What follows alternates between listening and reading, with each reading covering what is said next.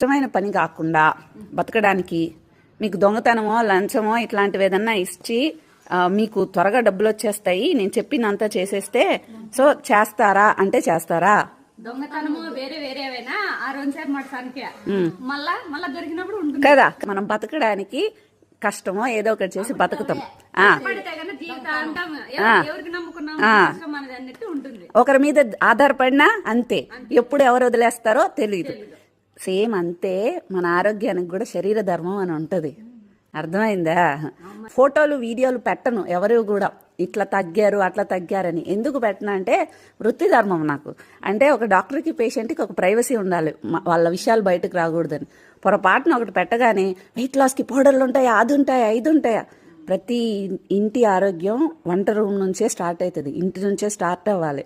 దానికి ఎలాంటి షార్ట్ కట్స్కి పోయినా ఏం పోయినా ఉన్నంత వరకే బాగుంటుంది. ఆ తర్వాత మళ్ళీ వాళ్ళ మీద ఆధారపడిపోవడమో లేకుంటే సైడ్ ఎఫెక్ట్లు రావడమో ఎట్లుంటుంది. మనకి తిండి, నిద్ర, మంచి ఆలోచన, ఫిజికల్ యాక్టివిటీ, కష్టం, ఇది అవసరం.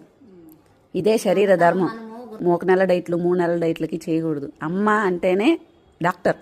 ఆమె ఆరోగ్యంగా ఉండాలి, ఆమె నేర్చుకోవాలి, తెలుసుకోవాలని ఒక అవేర్నెస్ ఇవ్వాలని మెయిన్ ఇంటెన్షన్ తోటి ఈ ప్రోగ్రామ్ స్టార్ట్ చేసింది మేము. నెలకి 5,000, 30 రోజులే ప్రోగ్రామ్. అది కూడా మీరు అనాథలకు కడతారు.